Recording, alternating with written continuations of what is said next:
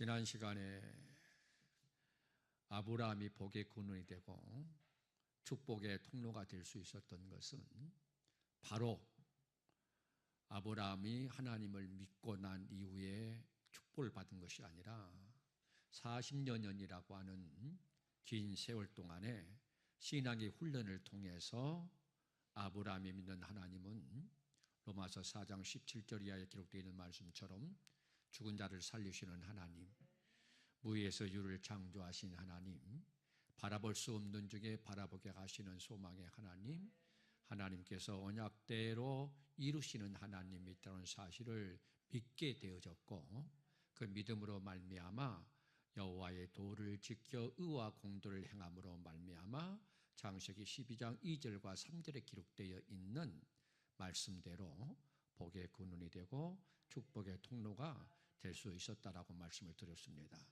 그럼 어떤 신앙의 훈련을 했는가라고 하면 그 첫 번째가 떠나는 훈련을 했다라고 말씀을 드렸고, 두 번째는 하나님의 말씀과 반대되어지는 것을 내어 쫓기 위해서 육체의 소욕을 거스리고 성령의 소욕에 이끌리는 신앙의 훈련을 통해서 여호와의 도를 지켜 의와 공도를 행할 수 있었다라고 말씀을 드렸습니다.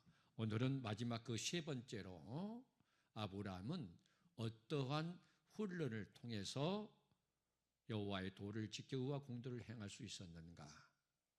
하나님의 시험을 통과하는 믿음으로 말미암아 경외하는 자라고 인정을 받은 그러한 신앙의 훈련을 통해서 여호와의 도를 지켜 의와 공도를 행함으로 말미암아 복의 근원이 될 수 있었다. 축복의 통로가 될 수 있었다라고 말씀을 하고 있는 것을 볼 수 있습니다.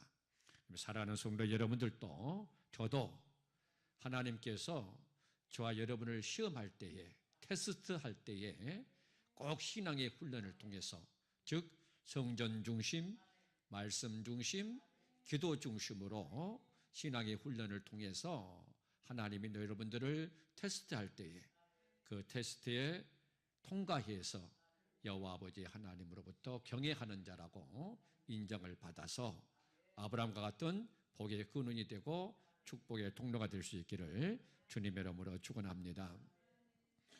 창세기 15장 13절의 말씀을 보면은 아브라함에게 하나님께서 예언을 하십니다. 아브라함아, 내 자손이 이방이 개게 되어 400년 동안 그들을 섬기겠고 그들을 징치한 후에 큰 재물을 이끌고 나오리라고 예언을 합니다. 그 예언하신 말씀을 700년이 지나고 난 이후에 모세를 통해서 그 예언하신 말씀대로 성취해 나가게 됩니다. 그래서 애굽에서 이스라엘 백성들을 구원해 내시지요. 그리고 출애굽기 7장에서부터 12장까지의 말씀을 통해서 10가지 재앙을 내려 그들을 징치하기 시작을 합니다. 그리고 출애굽기 13장에서 불기둥과 구름기둥으로 인도를 하시고 14장에서는 홍해를 건너고 15장 2절에서 여호와는 나의 힘이요 노래시며 나의 구원이시로다라고 고백을 합니다. 그 고백한 이스라엘 백성들을 바로 적과 꿀이 흐르는 가나안 땅으로 인도하지 아니하시고 광야로 인도를 합니다. 광야라고 하는 것은 우리가 너무너무나 잘 알고 있다시피 사도행전 7장 38절에 보면 광야 교회라고 기록이 되어 있는 것을 볼 수 있습니다. 즉 그리스도시요 살아계신 아버지 하나님의 아들이라고 고백한 이들은 반드시 교회로 인도해서 교회 생활을 하게 하신다라고 하는 겁니다. 그러면 왜 하나님께서는 주는 그리스도시요 살아계신 아버지 하나님의 아들이라고 고백한 하나님의 택함받은 백성들을 교회로 인도해서 교회 생활을 하게 하시는가? 신명기 14장 23절의 말씀을 보니까 내 하나님 여호와 앞 곧 여호와께서 그 이름을 두시려고 택하신 곳에서 내 하나님 여호와 경외하기를 항상 배우라라고 말씀을 하고 있습니다. 다시 말씀을 드리면은 주는 그리스도시요 사신 아버지 하나님의 아들이라고 고백한 하나님의 택함받은 백성들을 교회로 인도하신 것은 하나님은 경외하는 법을 항상 배우게 하기 위해서다라고 말씀을 합니다. 사랑하는 성도 여러분들도 교회에 열심히 나와서 여호와 아버지 하나님을 경외하는 법을 배워 여호와 아버지 하나님께서 여러분을 경외하는지 경외하지 아니하는지를 테스트할 때에 꼭 경외하는 자라고 인정을 받아 경외하는 자들에게 임하는 축복, 재앙을 만나지 않고 족하게 지내고 재물과 영광과 생명의 복을 받아 누릴 수 있는 복 있는 믿음의 삶을 살아가는 저와 여러분이 되시기를 주님의 이름으로 축복합니다. 그리고 뿐만 아니라 신명기 8장 2절의 말씀을 보면은 내 하나님 여호와께서 이 40년 동안에 너로 광야의 길을 걷게 하신 것을 기억하라. 이는 너를 낮추시며 너를 시험하사 내 마음이 어떠한지 그 명령을 지키는지 지키지 아니하는지 알려 하심이다라고 기록되어 있는 말씀이 있습니다. 이 사도행전 7장 38절에서 이스라엘 백성이 있었던 광야를 광야 교회라고 말씀을 하고 있는 것처럼 따라서 하나님께서 이스라엘 백성으로 40년 동안 광야의 길을 걷게 하신 것을 기억하라고 하는 것은 교회 생활하는 것을 기억하라라고 말씀을 합니다.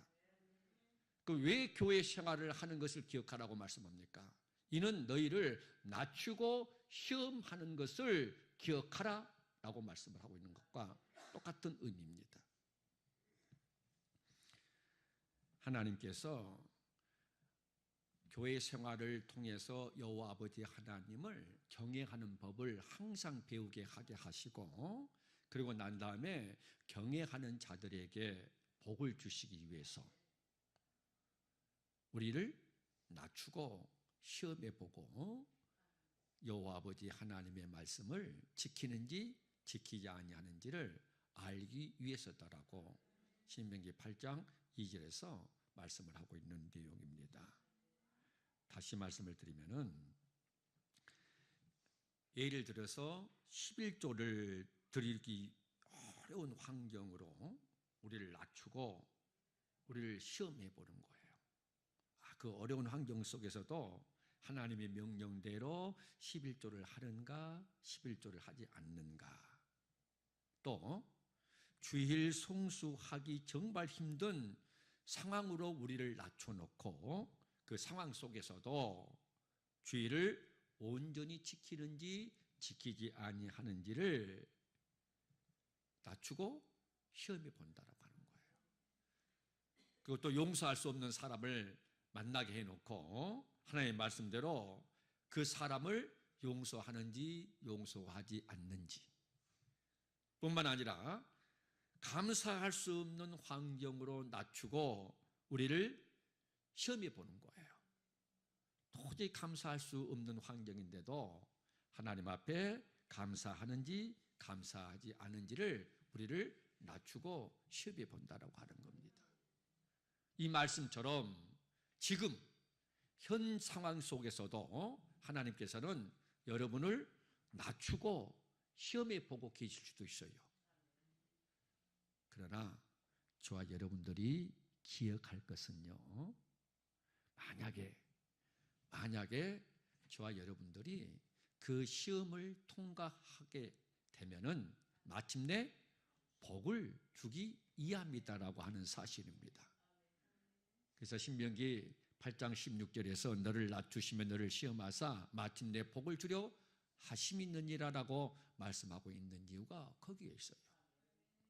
신명기 8장 12절부터 쭉 보면은요, 하나님께서 그들에게 풍부하고 배부르고 아름다운 집을 짓고 은금이 많아지도록 하나님께서 복을 주셨어요. 근데 그들이 마음이 교만해서 하나님을 잃어버릴까 하나님이 염려하고 두려워하셔요. 다시 말씀을 드리면은 이 이스라엘 백성들에게 하나님께서는 아름다운 집을 짓고 배부르고 먹을 말미암아 배부르게 만들고 은금이 풍부하게 만들어 줬어요. 그런데 그들이 마음이 교만해서 하나님을 잃어버린다고 하는 거예요.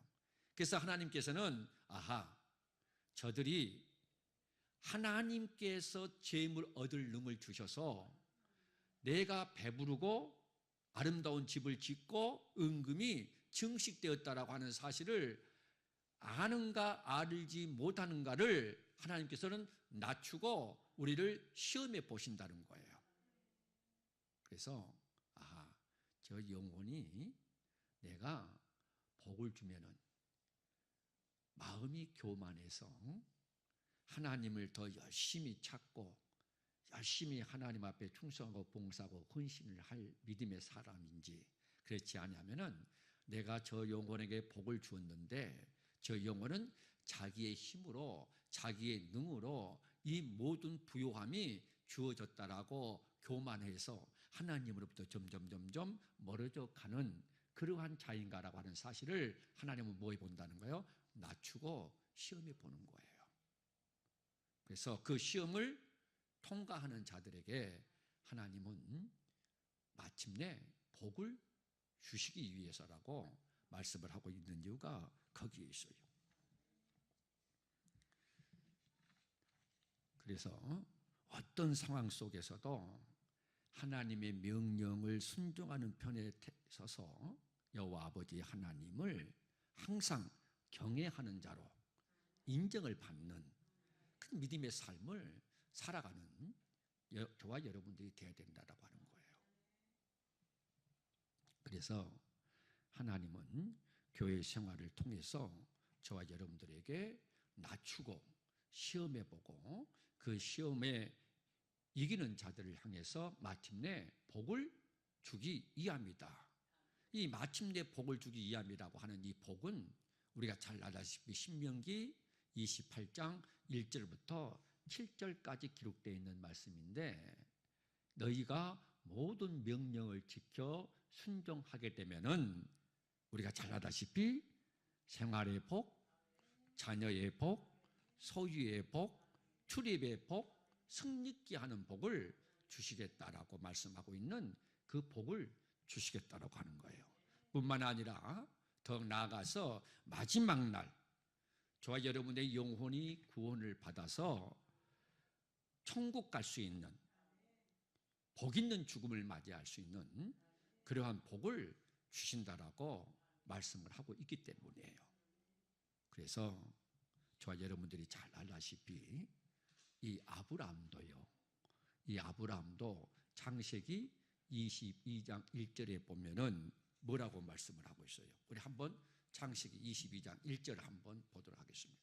그의 이후에 하나님이 아브라함을 시험하시려고 그를 부르시되 아브라함아 하시니 그가 가로되 내가 여기 있나이다. 아브라함을 뭐 하기 위해서 부르셨어요? 시험하기 위해서 부르셨다라고 하는 겁니다. 지금까지 쭉 말씀드린 대로 하나님께서 택함 받은 하나님의 백성들은 반드시 복 주시기 전에 우리가 교회 생활하면서 여호와 아버지 하나님을 경외하는 법을 항상 배워서 우리를 낮추고 시험할 때에도 경외하는가 경외하지 않는가를 시험해 본다라고 하는 거예요. 그 말씀처럼 창세기 22장 1절에서도 아브라함을 부르시는 거예요. 뭐 하기 위해서? 시험하기 위해서예요. 근데 그 시험은 우리가 잘 알다시피 도저히 불가능한 상황 속에서 기적같이 하나님께 주신 아들 이삭을 번제로 바치라고 하는 거예요. 이 아브라함에게 있어서는 얼마나 청천벽력 같은 소리겠습니까? 그 귀하고 귀한 백세에 얻은 아들을 모리아 산으로 데리고 가서 번제로 드리라고 하니까 얼마나 기가 막히겠어요.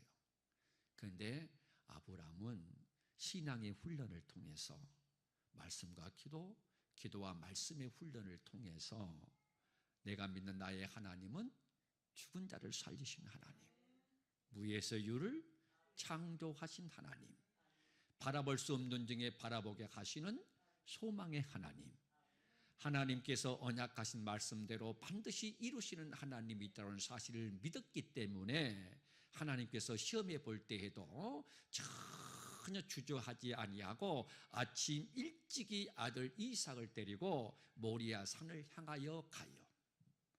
그리고 모리아 산에 도착하자 아브라함이 아들 이삭을 번제로 드리려고 그래요. 그런데요, 하나님께서는 창세기 22장 12절에서 뭐라고 말씀을 하십니까? 사자가 가라사대 그 아이에게 내 손을 대지 말라, 아무 일도 그에게 하지 말라. 내가 내 아들 내 독자라도 내게 아끼지 아니하였으니 내가 이제야 내 하나님을 경외하는 줄을 아노라 말씀을 해요. 정말로 감당하기 어려운 그러한 시험을 받았을 때에, 테스트를 할 때에 이 아브라함은요 전혀 주저하지 아니하고 하나님의 말씀에 순종해서 아들 이삭을 모리아 산으로 데리고 가서 번제로 드리려고 할 때에 하나님께서는 아브라함에게 손대지 말라, 아무것도 하지 말라, 이제야 네가 나를 경외하는 줄을 알았노라라고 말씀을 해요. 이와 같이 하나님께서는 저와 여러분에게도 똑같이 낮추고 시험을 해서 여호와 아버지 하나님 전에 올라와서 여호와 아버지 하나님 경외하는 법을 항상 배워서 하나님이 낮추고 시험할 때에 그 시험을 이기는지 이기지 아니하는지를 테스트해보고 난 다음에 저 영혼이 이제다 나를 경외하는 줄 아노라라고 인정받는 그런 믿음으로 살아가게 될 때에 아브라함처럼 복의 복이, 축복의 통로 인도해 주신다라고 하는 거예요. 우리가 잘 알다시피요, 창세기 15장 1절부터 6절까지의 말씀을 보면은요, 하나님께서 아브라함에게 약속하신 하늘의 별처럼 바다의 모래알처럼 많고 많은 자손을 주겠다라고 약속을 했는데도 그 약속이 이루어지지 않아요. 20년이라고 하는 세월이 흘렀는데도. 그래서 그 하나님의 약속하신 그 약속의 말씀에 대한 기대를 버리고 그 종인 엘리에셀에게 상속을 하려고 그래요. 그때에 하나님께서 그 아브라함의 마음을 읽고 아브라함에게 밖으로 데리고 나가 말씀을 하신 장면이 창세기 15장 6절에 기록되어 있는 말씀인데 한번 보도록 하겠습니다. 아브라함이 여호와를 믿으니 여호와께서 이를 그의 의로 여기셨다라고 말씀을 해요. 하나님께서 아브라함에게 하늘의 별처럼 바다의 모래알처럼 네 자손이 많고 많을 것이다. 밖으로 나아가서 하늘의 별을 보여주면서 다시 한번 하나님께서 약속한 그 말씀을 상기시켜줘요. 그 말씀을 듣고 아브라함이 믿었다라고 얘기해요. 여기서는 이 아브라함이 하나님께서 테스트한, 하나님께서 시험한 그 시험을 통과하지 않는 믿음이에요. 하나님의 그 말씀을 믿으니 의로 여겼다라고 하는 거예요. 그런데 이 아브라함은 계속해서 신앙의 훈련을 통해서 떠나는 훈련, 하나님의 말씀에 반대되어지는 것을 물리치기 위해서 육체의 소욕을 거스르고 성령의 소욕에 이끌리고자 하는 그러한 훈련을 통해서 끊임없이 세상을 향하고자 하는 그 마음을 쳐서 복종시키고 절제하며 또한 하나님의 말씀에 반대되어지는 것들을 선택하고자 할 때에도 자꾸 자기 자신을 쳐서 복종시켜 절제하는 그러한 신앙의 훈련을 통해서 하나님께서 낮추고 시험할 때에 그 시험을 이길 수가 있었다라고 하는 거예요. 그 야고보서 2장 22절의 말씀을 보니까 아브라함의 믿음은 행함으로 온전케 되어진다라고 말씀을 하고 있는 이유가 거기에 있어요. 아브라함의 믿음이 온전한 믿음이 되어주셨던 것, 즉 하나님께서 시험에 있을 때에 그 시험을 이길 수 있었던 그 이유는 계속해서 하나님의 말씀의 훈련을 통해서 순종하고 또 훈련을 통해서 순종하다 보니까 그 믿음이 어떻게 되어졌다라고 말씀해요. 온전케 되어졌다라고 말씀하고 있어요. 그 온전한 믿음이 하나님께서 낮추고 시험할 때에 그 시험을 이길 수가 있어 여호와 아버지 하나님으로부터 경외하는 자라고 인정을 받고, 그 경외하는 자라고 인정을 받자 약속한 말씀대로 복의 근원이 되게 하고 축복의 통로가 되게 했다라고 말씀을 하고 있는 것을 볼 수 있어요. 그러면 아브라함만 이렇게 하나님께서 낮추고 시험할 때에 그 시험을 이기고 하나님으로부터 경외하는 자라고 인정을 받아 복의 근원이 되고 축복의 통로가 됐는가? 그렇지 않아요. 요셉이라고 하는 인물도 마찬가지예요. 하나님께서 이 요셉이라고 하는 인물도요, 낮추고 시험해 봐요. 자, 노예로 팔려가도록 하나님께서는 만듭니다. 하나님께서 낮추고 시험하죠. 노예 생활하면서 과연 이 요셉이라고 하는 인물이 하나님을 원망하고 불평하는가? 이 노예 생활하면서도 원망하고 불평하지 아니하고 하나님을 인정하는가? 그런데 우리가 잘 알다시피 창세기 39장 3절의 말씀을 보니까 노예 생활하고 있으면서도 요셉은 하나님과 함께 했다라고 말씀을 해요. 거기서 끝나는 것이 아니에요. 하나님이 또 요셉을 낮추고 시험해요. 보디발 장군 아내를 통해서 미혹하게 만들어요. 그런데 그 미혹하는 그 환경 속에서도요, 전혀 미혹당하지 아니하고 내가 어찌 하나님 앞에 득제하리요. 그리고 그 미혹을 이겨요. 그리고 또 여기서도 끝나는 것이 아니고 거기서도 어떻게 하는 거예요? 감옥에 갇히게 만들어요. 그러면은 보편적으로 많은 사람들이 이러한 어려움을 당하게 되면은요, 요 아내처럼 하나님이 과연 계시는가? 하나님이 계시다고 한다면은 나에게 이러한 고난이 끊임없이 임하고 있는가? 라고 하는 그러한 회의를 갖게 되어지고 실족당하는 그러한 경우를 많이 맞이할 수밖에 없어요. 그런데 이 요셉은요, 창세기 42장 18절 한번 볼까요? 3일 만에 요셉이 그들에게 이르되 나는 하나님을 경외하노니 너희는 이같이 하려 보존하려 함이니라라고 말씀을 해요. 하나님을 뭐 한다라고요? 경외한다라고 하는 거예요. 이 하나님을 경외하는 사람하고 하나님을 경외하지 않는 사람하고 이렇게 차이가 나는 거예요. 정말로 살아있는 믿음, 진정성 있는 믿음, 행함의 믿음, 그래서 그 믿음이 온전한 믿음으로 점점 자라나는 그러한 믿음의 사람들은요, 하나님이 낮추고 시험할 때에 이 요셉처럼 아브람처럼 그 시험을 이기고 하나님 말씀에 순종하는, 하나님을 경외하는 그런 믿음으로 살아가는 자들이에요. 뿐만 아니에요. 다윗도 마찬가지죠. 다윗도 사무엘상 24장 6절과 사무엘상 26장 9절의 말씀을 보면은 자기를 죽이기 위해서 쫓아다녔던 이 사울 왕을요, 죽일 수 있는 환경을 다 만들어놔요. 다윗이 정말로 나를 경외하는 자인지 나를 경외하지 않는 자인지, 내 말에 순종하는 자인지 순종하지 않는 자인지, 자기의 일을 위하여 살아가는 자인지 그렇지 않으면 하나님의 의를 위하여 살아가는 자인지를 하나님께서 그 환경을 다 만들어줘요.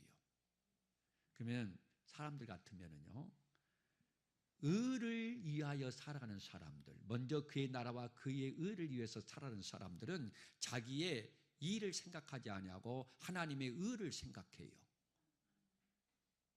그런 사람들이요, 신앙의 훈련을 통해서 살아가는 사람들이에요.